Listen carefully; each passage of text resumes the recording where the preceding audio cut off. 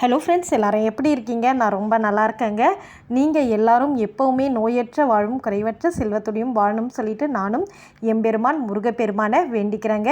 நம்ம ஒவ்வொரு நாளும் நவராத்திரியுடைய சிறப்பு நம்ம சேனலில் பார்த்துக்கிட்டு வரோம் இல்லைங்களா? இன்றைக்கி நவராத்திரியுடைய 8ஆம் நாள் அம்பிகையுடைய சிறப்புகளை பற்றி பார்க்கலாம் வாங்க. இன்றைக்கி பார்த்திங்கன்னா நவதுர்க்கைகளில் மகா கௌரி தேவியையும் சரஸ்வதி தேவி வழிபாட்டில் இன்றைக்கி நரசிம்ம தாரிணியையும் வழிபட வேண்டிய ஒரு நாள் தாங்க இன்றைக்கி நவராத்திரியுடைய 8ஆம் நாள். நவராத்திரியில் பார்த்திங்கன்னா ஒவ்வொரு நாளுமே ஒரு தனி சிறப்பு வாய்ந்த ஒரு நாள் தாங்க.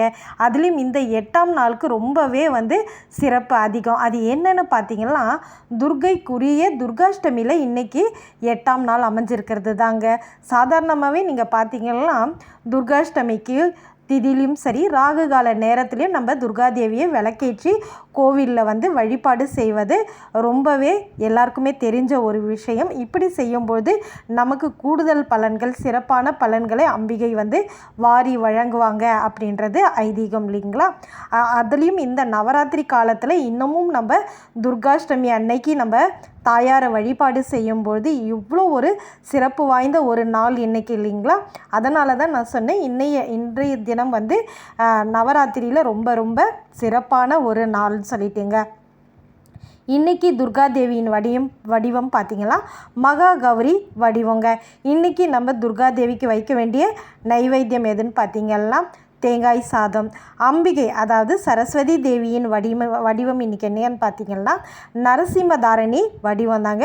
இன்றைக்கி என்ன மலர் வைக்கலாம் அம்பாளுக்குன்னு பார்த்திங்கன்னா ரோஜா மலர் வைக்கலாங்க. இலை எதை கொண்டு அர்ச்சனை பண்ணலான்னு பார்த்திங்கன்னா மருதாணி இலைகளை கொண்டு நீங்கள் அர்ச்சனை செஞ்சாலே ரொம்ப விசேஷமானதுங்க. இன்றைக்கி அம்பாளுக்கு என்ன நைவேத்தியம் வைக்கணும்னு பார்த்திங்கன்னா பால் சாதம் வைக்கலாம்.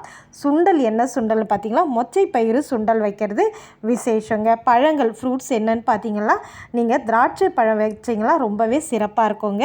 அது கிடைக்கலன்ற பட்சத்தில் நீங்கள் எப்பவும் போல் வாழைப்பழம் வெற்றிலை பாக்கு வச்சா கூட போதுங்க. வீடியோ பிடிச்சிருந்தா உங்கள் ஃப்ரெண்ட்ஸ் அண்ட் ஃபேமிலிக்கு கண்டிப்பாக ஷேர் பண்ணுங்கள். ஒரு சின்ன லைக் பண்ணுங்கள். நெக்ஸ்ட் வீடியோவில் பார்க்கலாம். தேங்க்ஸ் ஃபார் வாட்சிங். பாய்.